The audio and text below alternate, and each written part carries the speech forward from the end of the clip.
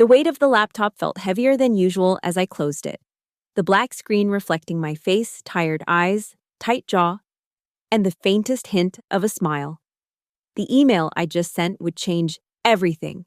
I am Madison Clark, and until exactly 7 days ago, I was the director of data infrastructure at Nexus Core Analytics. They thought cutting me loose 1 week before my stock vested was clever. A simple business decision to save $900,000. What they didn't calculate was that I built the very foundation their empire stood on, and I still held the keys. I glanced at my phone as it lit up with another desperate call from Elliot Kincaid, Nexus Core's CEO and my former mentor. This would be his 17th attempt today. On the television across my living room, CNBC's breaking news banner flashed, Nexus Core IPO demo fails, shares in pre-market freefall. I allowed myself another small smile and silenced the phone. They were discovering, in the most public and expensive way possible, that the system making them look like geniuses to investors wasn't responding anymore. Nexus Pulse, my creation, my architecture, my fail-safes had gone into protection mode. And only I could wake it up. I poured myself a glass of the expensive scotch I'd been saving for a special occasion. This certainly qualified. $3 billion in valuation was evaporating by the minute while men in expensive suits scrambled on stage, desperately trying to resurrect what they'd killed when they pushed me out the door. The thing about building something revolutionary is that you know exactly how it can be misused. And if you're smart, and I am very smart, you build in contingencies that no one else would think to look for. My phone buzzed again. This time, it wasn't Elliot. It was Douglas Price, the COO who'd orchestrated my removal. The man who'd looked me in the eye and said I wasn't a cultural fit for the IPO-ready version of Nexus Core. I let it ring as I sipped my scotch, watching the financial catastrophe unfold in real time. The system wasn't destroyed. It was simply frozen in time, displaying last week's data as if it were current, the exact moment before they took away my access, before they tried to erase me. The truth is, you can't erase someone who built the reality you operate in. And now, they were learning that $900,000 to $1,000 was actually the bargain of a lifetime. I grew up in a small town outside of Minneapolis, where economic certainty was as rare as tropical weather. My parents lost everything in the 2008 financial crisis: our home, their retirement, my college fund, all because they trusted financial experts who sold them adjustable-rate mortgages they didn't understand.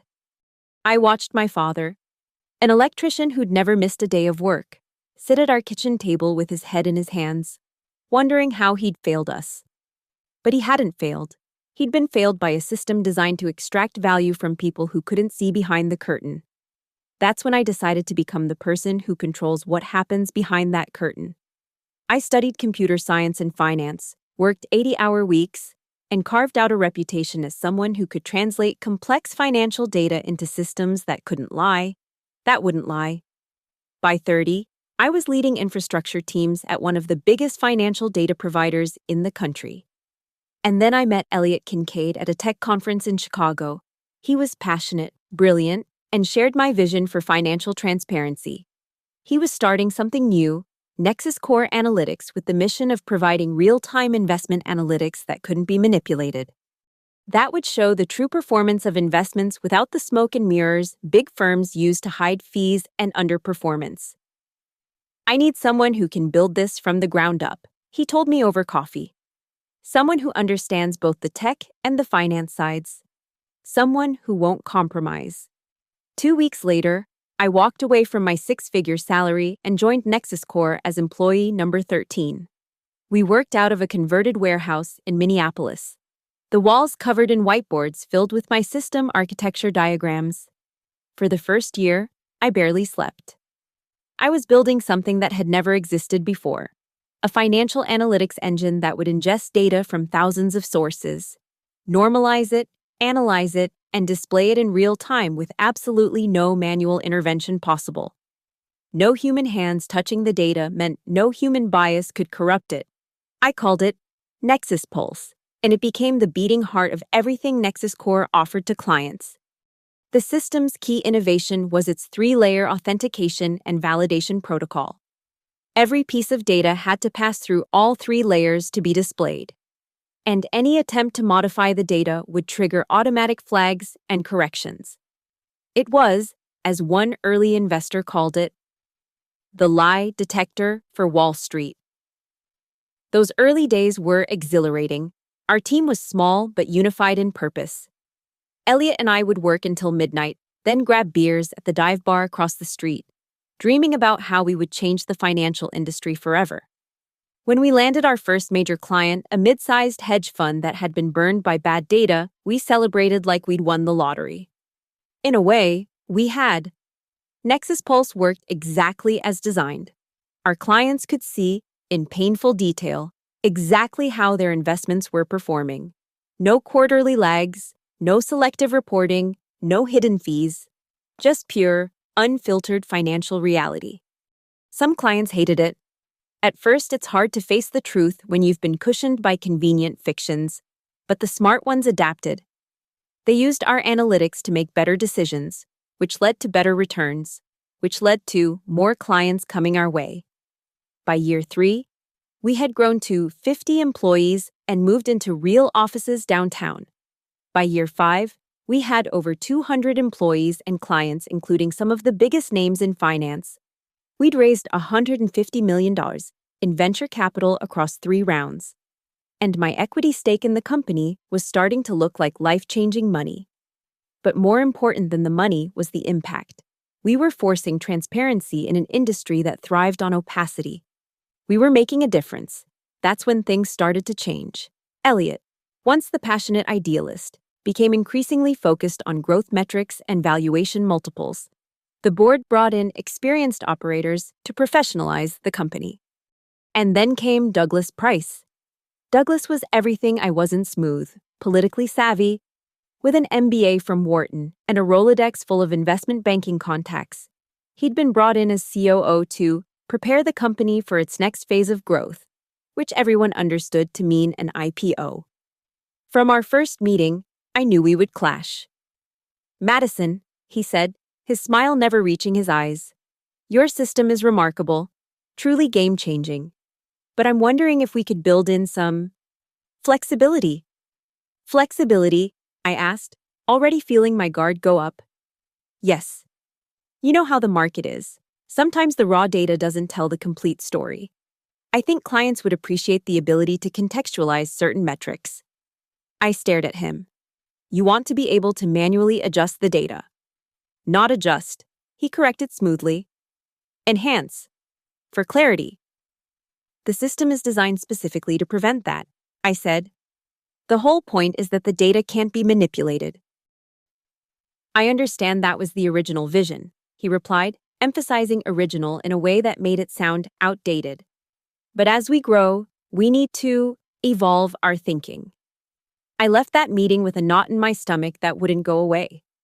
Over the next few months, that knot grew as I watched Douglas methodically consolidate power.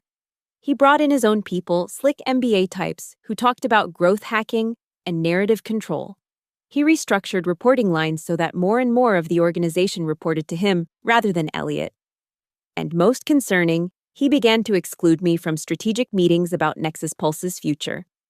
Instead, a team of technical consultants was brought in to document my system. They asked endless questions, requested admin access to every part of the infrastructure, and began building what they called a parallel development environment. I knew what they were really doing, trying to understand Nexus Pulse well enough to either modify it or replace it. But Nexus Pulse wasn't just code.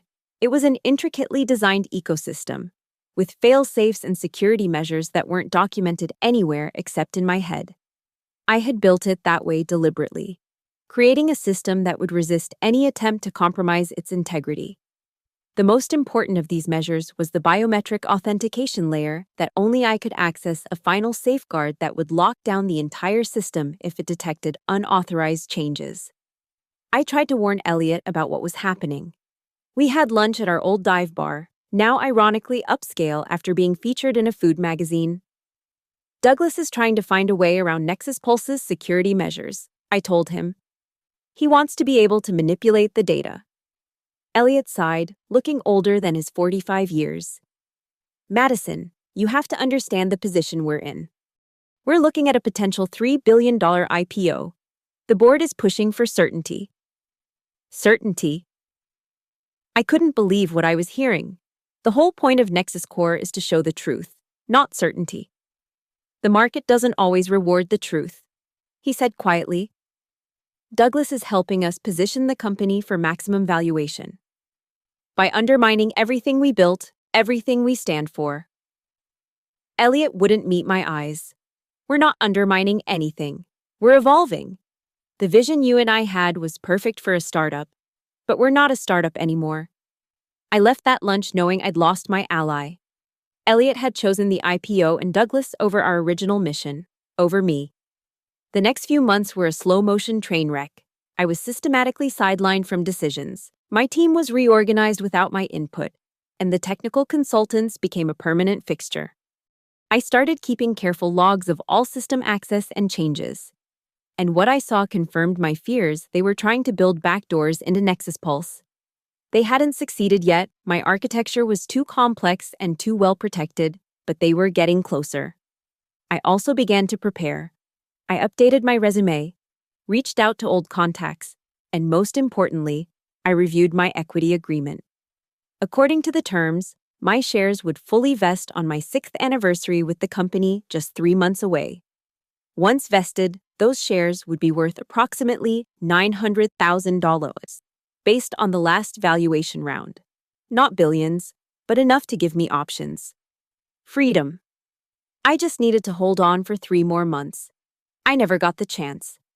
1 week before my vesting date, 1 week before I would have secured the financial reward for 6 years of work building the foundation of a multi-billion-dollar company, I was called to a meeting with Douglas and Elliot. The conference room they chose was the smallest in the building, with no windows and harsh fluorescent lighting. I knew what was coming the moment I walked in and saw their faces. Madison, Elliot began, his voice carefully neutral. As we prepare for the IPO, we've been reviewing our organizational structure to ensure we're positioned for public market expectations. I said nothing, waiting for him to get to the point. Douglas stepped in, always eager to deliver the killing blow. We've decided to restructure the technical leadership team, he said smoothly. Your role as Director of Data Infrastructure will be eliminated, effective immediately. Even though I'd seen it coming, the words still hit like a physical blow. 6 years of my life, the system I had built from nothing, all dismissed in a single sentence. And my equity? I asked, already knowing the answer. Unfortunately. As your employment is terminating before the vesting date, those unvested shares will be returned to the company pool. Douglas said, not even attempting to sound regretful. $900,000. Gone. We're prepared to offer a generous severance package, Elliot added quickly. 3 months' salary, plus extended health benefits? 3 months' salary. After 6 years of building the company's core technology. After creating the system that had attracted every major investment round. After designing the infrastructure that would make their IPO possible. I see, was all I said. We'll need you to hand over your access credentials and company devices before you leave today. Douglas continued. Natalie from HR is waiting outside to walk you through the exit process. I looked at Elliot, searching for any sign of the visionary I'd followed into this venture. The friend I'd spent countless late nights with, building something we believed in. He couldn't meet my eyes. You know what you're doing, right? I said quietly. You understand what Nexus Pulse is. Madison, Douglas cut in. I know this is difficult, but let's keep this professional. I ignored him, still looking at Elliot. Nexus Pulse isn't just software. It's not something you can just take over and modify however you want. It's built to protect itself. We have a very capable technical team, Douglas said dismissively, and extensive documentation. I almost laughed. Documentation. As if I would have documented the deepest security measures, the biometric authentication that only I could activate, the fail-safes designed specifically to prevent the kind of manipulation Douglas wanted to implement. 1 week, I said, finally looking at Douglas. You couldn't wait one more week for my shares to vest. Business decisions have to be made based on business needs, not individual timelines, he replied coldly. I stood up. You're right, they do. Natalie from HR was indeed waiting outside, her expression a practiced blend of sympathy and detachment. She walked me through the exit process like a flight attendant, demonstrating safety procedures, mechanical and rehearsed. I handed over my laptop, my security badge, signed the termination papers. I did not sign the non-disparagement agreement they tried to slip in with the severance paperwork.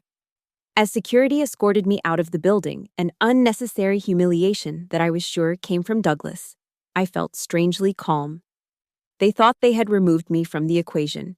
They thought Nexus Pulse was now theirs to control, to modify, to corrupt. They were wrong. What nobody at Nexus Core understood, what nobody but me could understand, was that I had built Nexus Pulse with this exact scenario in mind. Not out of paranoia, but out of principle. The system was designed to be incorruptible, not just from outside threats, but from inside ones as well, including from its own creators. The biometric authentication layer wasn't just a security feature, it was the system's immune system. If it detected attempts to modify core functions without proper authentication, my authentication, it would quietly enter protection mode. In protection mode, Nexus Pulse would continue to display data, but it would be static data from the moment before the suspicious activity was detected. To anyone watching, the system would appear to be functioning normally until they realized that nothing was updating. And that's exactly what I activated as soon as I got home that day. I didn't destroy anything. I didn't sabotage or hack or steal.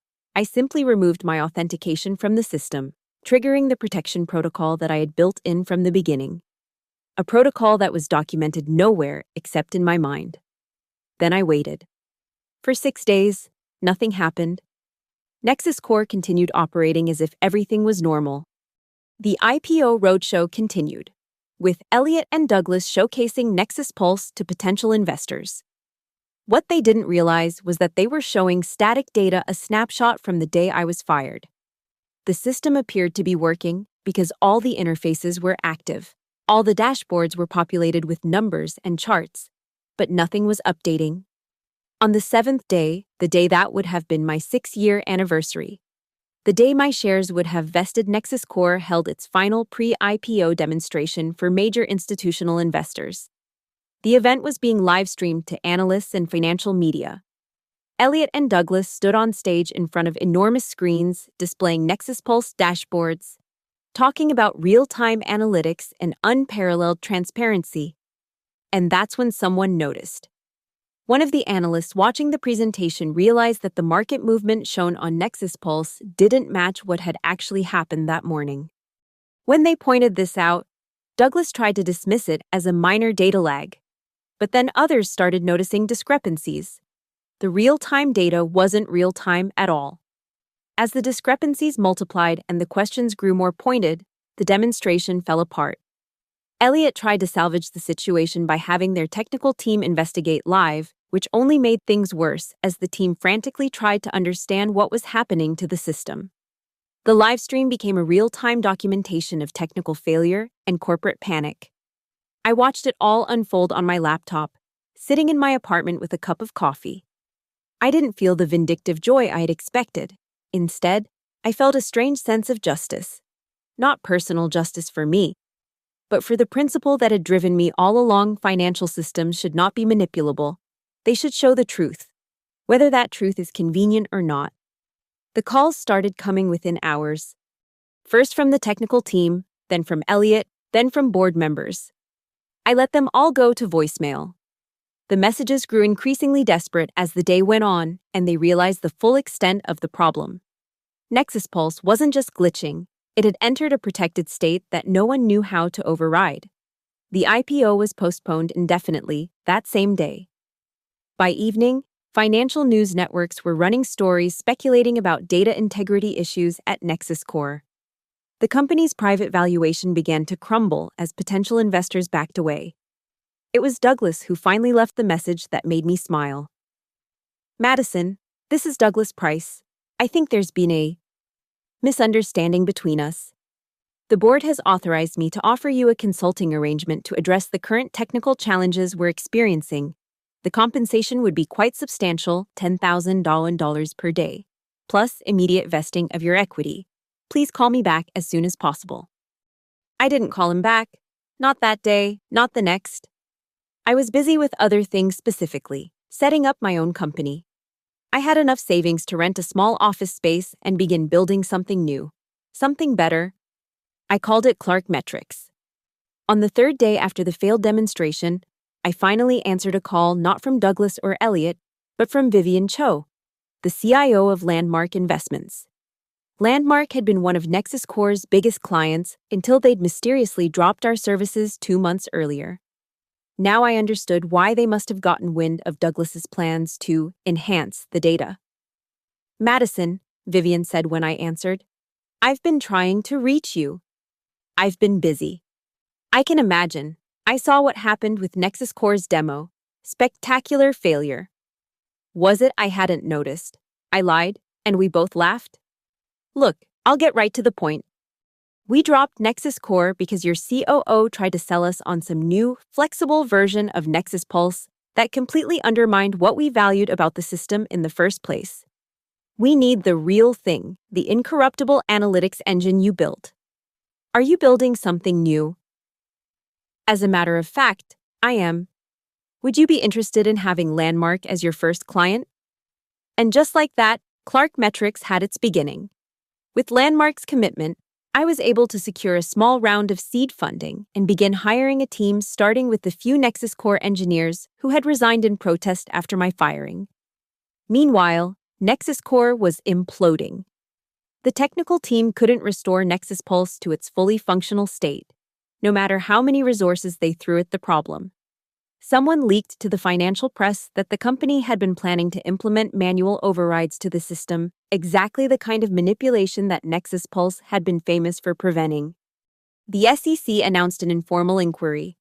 Douglas Price was forced to resign. And still, the calls from Elliot kept coming. I finally answered one, about 2 weeks after the failed demo. Madison, he said, sounding exhausted. Please, we need your help. No, you don't, I replied calmly. You need to read the technical documentation. Page 347, Appendix C.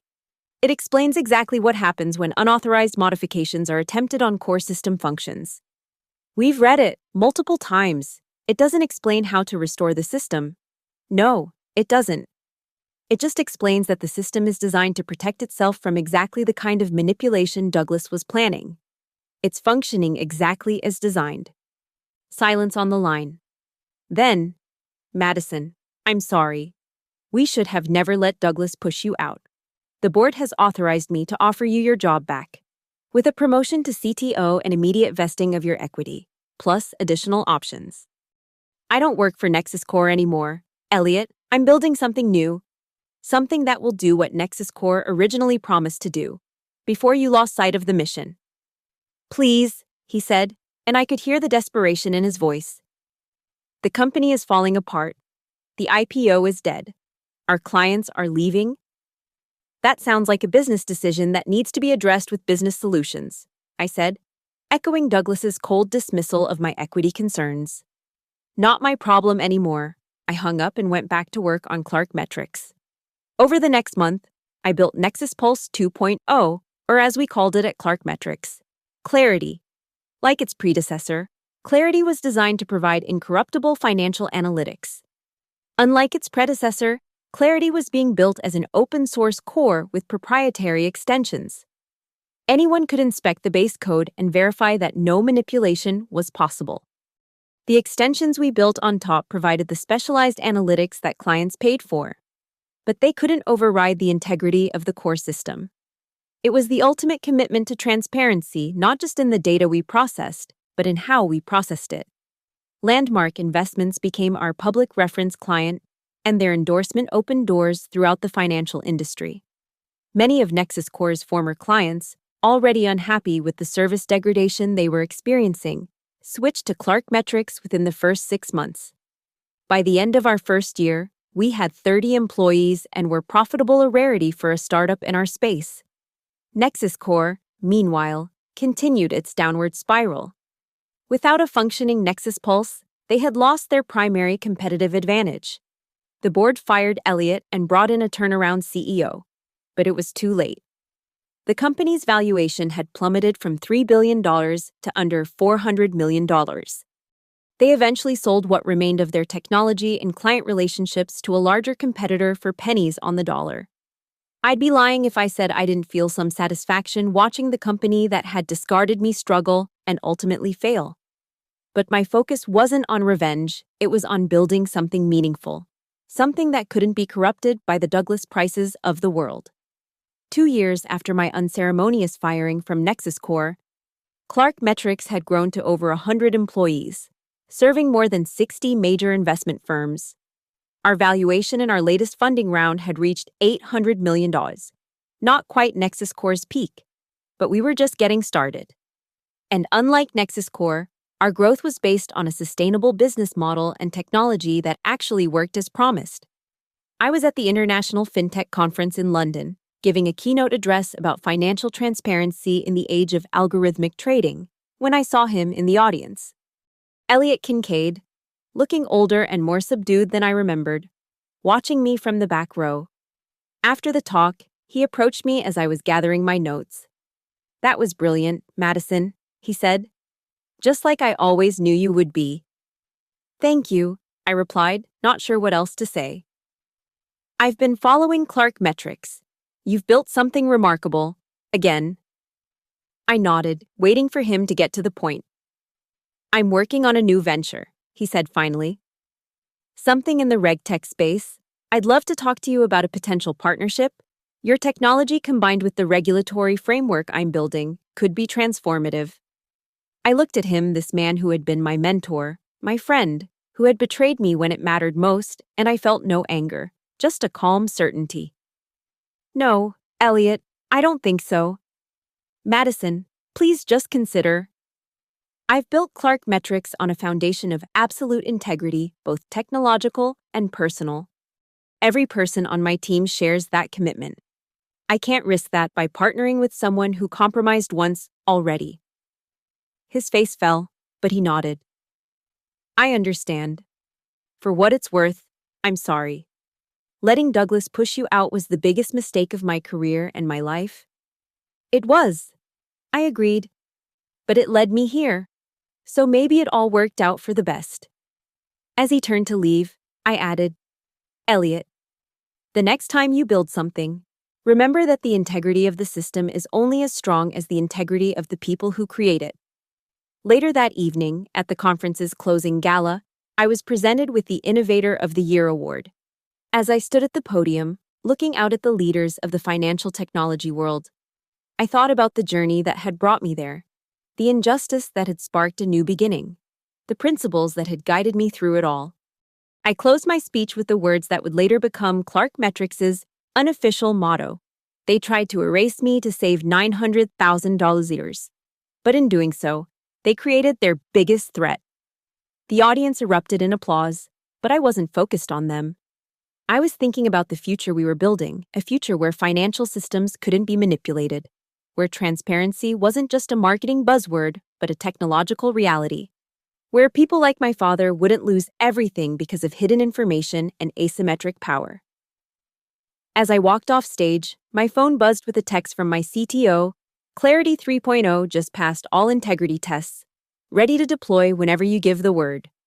I smiled and typed back, "Deploy it. Let's show them what real transparency looks like."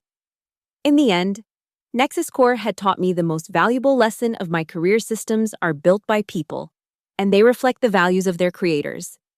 You can design the most sophisticated technology in the world, but if the people controlling it don't share your commitment to integrity, the technology will eventually be corrupted. At Clark Metrics, we built integrity into every layer, not just the code, but the culture, the business model, the relationships with clients. We were creating something that couldn't be compromised, even by its creators, something that would outlast any individual, including me. And it all started because a short-sighted COO thought he could save $900,000 by firing me a week before my equity vested. Sometimes the most expensive mistakes don't look like mistakes at all until it's too late. I was entering our Minneapolis headquarters the next morning when a young software engineer on my team stopped me in the lobby. "I just realized something," she said excitedly. "Clark Metrics is now valued at almost exactly $900,000 per employee, the same amount they tried to keep from you." I laughed. Poetic justice. Do you ever regret not taking their offers to come back? You could have had your equity and more. I shook my head. Some things are worth more than money. Like building something that can't be corrupted. That's what they never understood. I looked around at the office at the people building something meaningful, at the principles displayed on our walls, at the future we were creating together. They thought firing me would save them $900,000, I said with a smile. Instead, it cost them everything and created something better in the process. Best return on investment I've ever seen. The young engineer laughed, and we walked together toward the heart of the company I had built from the ashes of betrayal. A company founded on the principle that integrity isn't just a virtue, it's also the best business strategy. My name is Madison Clark, and this is just the beginning. The 6 months after I started Clark Metrics were among the most challenging and exhilarating of my life. With Landmark Investments as our anchor client, I had validation, but not security. I was building a company from scratch while my former employer imploded in spectacular fashion across the financial press. Every morning brought new headlines about Nexus Corp's downfall. Nexus Corp postpones IPO indefinitely. Investors question Nexus Corp data integrity. SEC launches informal inquiry into Nexus Corp analytics. I couldn't escape it even if I wanted to. Potential clients and investors brought it up in every meeting. Everyone wanted to know what had really happened and whether the same issues could affect my new venture. I established a simple rule: I would never disparage my former company, but I would be transparent about why I left and what Clark Metrics was doing differently. When asked directly about Nexus Pulse's failure, I would calmly explain that systems designed to prevent data manipulation necessarily include protections against internal threats as well as external ones. It's like building a bank vault, I would explain. You don't just secure it against outside robbers, you also build in protocols to prevent insider theft. That's all I can say about Nexus Corp's systems. But I can tell you that at Clark Metrics, we've taken that philosophy even further with our open source approach. Anyone can inspect our core code and verify that no manipulation is possible by anyone, including us. This approach resonated strongly, especially in the wake of the Nexus Corp scandal. Financial firms were increasingly concerned about data integrity, and our radical transparency offered exactly the reassurance they needed. By the end of our first year, we had signed 15 major clients, including 3 of the top 20 hedge funds in the world. We had grown to 42 employees and raised a $30 million Series A funding round at a $210 million valuation. While nowhere near Nexus Corp's pre-implosion numbers, it was remarkable growth for a company bootstrapped from my personal savings and a single initial client. More importantly, we were building something with integrity at every level. Our technology was incorruptible by design. Our business practices were transparent, and our company culture was centered on our core mission: making financial data trustworthy. I hired carefully, looking not just for technical skill, but for alignment with this mission. Many of our early employees had personal stories similar to mine. They had seen firsthand how financial opacity could harm real people. And they were committed to creating a more transparent system. One of these early hires was Jason Lee, a brilliant data engineer who had previously worked at one of the big banks. He joined us after reading about Clark Metrics in a tech blog. "I spent 5 years building systems designed to obscure information from clients," he told me during his interview. "Systems that would automatically hide underperforming assets in reports, that would bury fees in complex structures. I was good at it, but I hated myself for it. When I read about what you're building here, I knew I had to be part of it." Jason became our lead architect for Clarity's data ingestion systems, creating pipelines that could handle enormous volumes of financial information while maintaining absolute integrity. His insider knowledge of how banks hid information made him uniquely qualified to build systems that would expose that same information. Another key hire was Sofia Rodriguez, who joined us as Chief Client Officer after a distinguished career at a major financial analytics firm. Sophia had been trying to push her previous employer toward greater transparency for years, fighting an uphill battle against entrenched interests.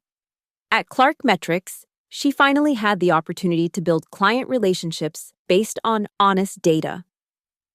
The thing about financial firms, Sophia told me over coffee during her first week, is that they actually want transparency. They just don't believe it's possible. They've been conditioned to expect manipulation and obscurity. Our job isn't just to build transparent systems, it's to help clients understand that transparency is actually in their best interest. Under Sophia's guidance, we developed an onboarding process that educated clients about how to use genuinely transparent data to improve their investment decisions. For many, it was like learning to see in a new way after years of partial blindness. As Clark Metrics grew, I made a point of staying deeply involved in both the technology and the business strategy. Unlike some founders who retreat to high-level vision work, I continued to code, to review architecture decisions, to meet with clients. I had learned the hard way what could happen when you lose touch with the core of what you've built. I also kept a close eye on what remained of Nexus Core. Through industry contacts and former colleagues, I heard about their increasingly desperate attempts to salvage the company. They tried to rebuild Nexus Pulse from scratch, but without the institutional knowledge I had taken with me. They struggled to recreate its most innovative features. They tried to pivot to other financial data services, but their reputation had been too badly damaged. Clients continued to leave, and by the 18-month mark after my departure, they had laid off more than half their staff. I took no pleasure in watching people lose their jobs. Many of them had been my colleagues and friends. I reached out quietly to several of Nexus Core's top engineers, offering them positions at Clark Metrics. Some accepted, bringing valuable expertise and a deep appreciation for the stability and integrity of our company after experiencing Nexus Core's chaotic decline. Douglas Price, the COO who had orchestrated my firing, disappeared from the financial technology scene entirely after his forced resignation from Nexus Core. Rumor had it he had retreated to a family property in Vermont, his reputation in the industry irreparably damaged. Elliot Kincaid held on at Nexus Core for almost a year after the failed IPO demo, trying desperately to save the company he had founded. When the board finally forced him out, he sent me a long email, part apology, part explanation, part plea for understanding. I compromised on our original vision, he wrote, and in doing so, I lost everything that mattered. The company. Yes, but more importantly, my integrity and your friendship. I know you have no reason to forgive me, but I want you to know that I've learned from my mistake. Whatever I do next will be built on the principles we once shared. I read the email several times but never replied. What was there to say he had made his choices, and I had made mine? Our paths had diverged permanently on the day he had chosen Douglas's IPO plans over our founding mission. By our second anniversary, Clark Metrics had grown to over 100 employees and moved into larger offices in downtown Minneapolis. We had more than 60 major clients and had just closed a $120 million Series B funding round at an $800 million valuation. We were no longer the scrappy startup fighting for recognition. We were a serious player in the financial technology space, mentioned in the same breath as companies 10 times our age. Our success didn't go unnoticed. Competitors began to emerge, claiming to offer the same kind of incorruptible financial analytics that Clark Metrics had pioneered. Some were legitimate attempts to create transparent systems. Others were merely using the language of transparency while building the same old manipulable platforms. To counter this, we made our boldest move, yet we open-sourced the entire core of our Clarity platform, not just selected components. Anyone in the world could now download, inspect, and use the foundational technology that made our analytics incorruptible. Our business model shifted to offering specialized extensions, premium features, and support services on top of this open foundation. Financial traditionalists thought we were crazy, "You're giving away your competitive advantage," one industry analyst wrote, but we knew what we were doing. By open sourcing our core technology, we weren't diluting our value, we were increasing it. We were establishing Clarity as the industry standard for transparent financial analytics. We were making it impossible for anyone to claim they offered the same level of integrity without submitting their code to the same public scrutiny. It worked. Within months, several major financial institutions had adopted the open-source Clarity Core, integrated it into their internal systems, and become paying clients for our premium extensions. Even more significantly, a community of independent developers began contributing improvements to the codebase, identifying potential vulnerabilities and suggesting optimizations. Our technology was getting better faster than we could have improved it on our own. The International FinTech Conference in London marked a turning point for Clark Metrics. My keynote address on financial transparency was covered by major business publications, and the Innovator of the Year award brought a new level of industry recognition. But more important than the accolades was the message we were sending. Transparency was the future of finance, and Clark Metrics was leading the way. After the conference, we experienced a surge in interest from European financial institutions, many of which had been wary of American financial technology in the wake of various data scandals. Our open-source approach and commitment to incorruptibility resonated particularly strongly in markets with strong regulatory frameworks and privacy concerns. We opened our first international office in London 3 months after the conference, followed by offices in Singapore and Frankfurt over the next year. Each expansion brought new challenges and opportunities, but we maintained our core principles throughout. Systems should be transparent, data should be incorruptible, and integrity is non-negotiable. As Clark Metrics approached its 3rd anniversary, I found myself reflecting on the journey that had brought us here.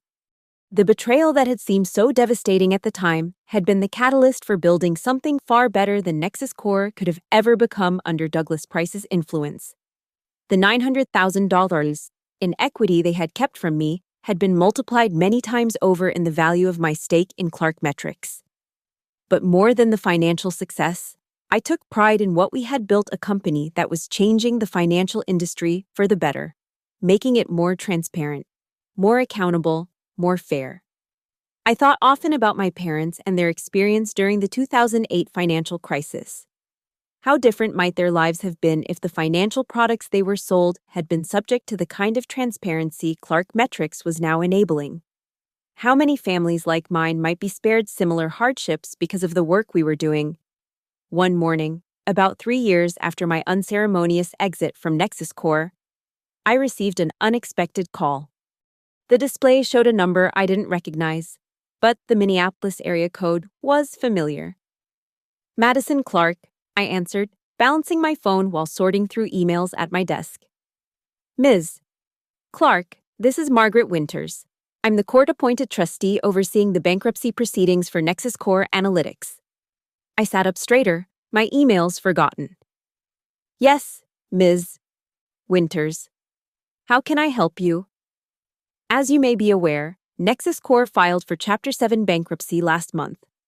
As part of the liquidation process, we're selling off all remaining assets, including intellectual property. Our records indicate that you were the primary architect of the Nexus Pulse system. "That's correct," I said cautiously.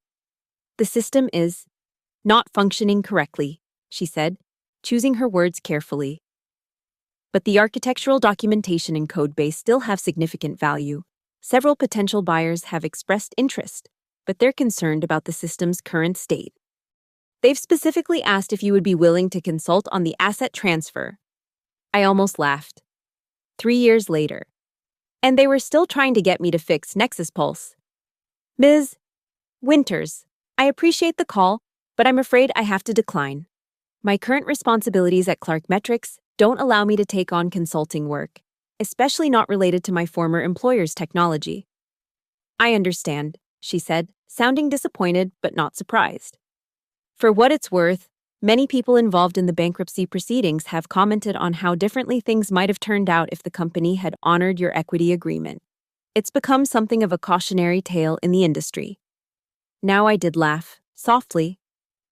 $900,000 to save $3 billion. Not the best return on investment.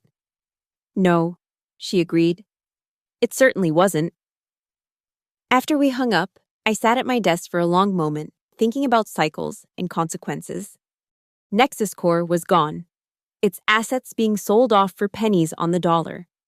The system I had built, which had been the heart of the company, was now just another item in a bankruptcy liquidation. All because Douglas Price had wanted to manipulate data, and Elliot Kincaid had allowed him to try. I shook off the thoughts and turned back to my work. Clark Metrics was launching a new extension for Clarity the following week, one that would allow investment firms to track the environmental and social impact of their portfolios with the same incorruptible accuracy we brought to financial metrics. It was an expansion of our mission, not just financial transparency, but ethical transparency as well. That evening, I met with my leadership team to review the launch plans. We gathered in our main conference room, with its wall of windows overlooking downtown Minneapolis. Around the table sat people who had been with me since the earliest days of Clark Metrics, along with newer executives who had joined as we grew. The ESG extension is ready for launch, reported our CTO, a brilliant engineer named Raphael who had been one of my first hires. All integrity tests passed with flying colors, and the beta clients are reporting 98% satisfaction rates. Marketing materials are finalized, added our CMO, Emma. The campaign emphasizes how our approach eliminates greenwashing by providing incorruptible metrics on environmental and social impact. As the meeting continued, I looked around at these people who had joined me in building something remarkable. People who shared my commitment to transparency and integrity. People who understood that financial systems could and should be designed to reveal truth rather than hide it. I got a call from Nexus Core's bankruptcy trustee today, I said when there was a lull in the discussion. They wanted me to help them sell off what's left of Nexus Pulse. There was a moment of silence around the table. Many of my executives had followed the Nexus Core saga closely, and some had been there themselves before joining Clark Metrics. What did you tell them? Raphael asked. I declined. I said simply, we're building the future here, no point in trying to salvage the past. Emma, who had a background in business strategy before joining us as CMO, shook her head. The Nexus Core story really has become a business school case study in how not to treat key talent. Fire the architect of your core technology to save on equity, then watch your entire company collapse as a result. To be fair, I said, they didn't know what would happen. They didn't understand that Nexus Pulse was designed to protect itself. But that's the point, Raphael interjected. They didn't understand the very thing that made their company valuable. They treated it like just another asset they owned, not like the living system it was. I nodded. And that's what makes Clark Metrics different. We all understand that what we're building isn't just code or algorithms or interfaces. It's a system of transparency that's greater than any one of us. That's why we open source the core, because this isn't about ownership. It's about change. The meeting shifted back to launch preparations, but the contrast between Nexus Core's demise and Clark Metrics' ascendance lingered in my mind. Both companies had begun with similar technological visions, but they had diverged dramatically in how they valued integrity, both in their systems and in their business practices. The following week, we launched the ESG extension to widespread acclaim. Financial publications praised our approach to bringing transparency to an area historically dominated by vague metrics and unverifiable claims. New clients signed on specifically for this capability, including several major pension funds that were under increasing pressure to consider the social and environmental impact of their investments. As the success of the launch reverberated through the company, I found myself thinking again about the path that had led me here. If Nexus Core hadn't fired me, if they had allowed my equity to vest and kept me on as a valued but increasingly sidelined executive, would I ever have built Clark Metrics? Would I have had the opportunity to take the vision of financial transparency even further than we had originally planned at Nexus Core? The betrayal that had seemed so painful at the time had actually been a gift. It had freed me to build something better, something truer to the principles I believed in. It had forced me to start fresh, without the compromises and constraints that had begun to accumulate at Nexus Core. That night, I stayed late at the office, walking through the quiet spaces after most employees had gone home.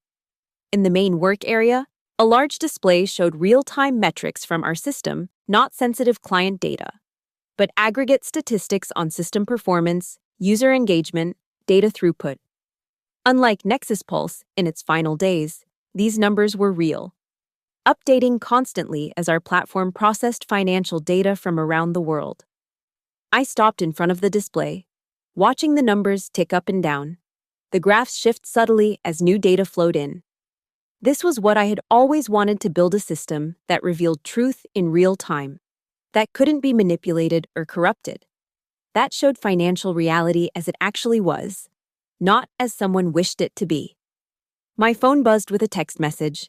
It was from Jason Lee, our data engineering lead. Just saw the numbers from the ESG launch.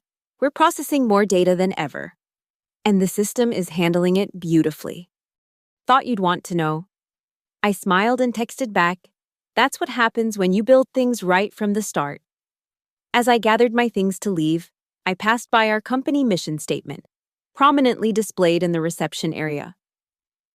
Financial transparency through incorruptible technology.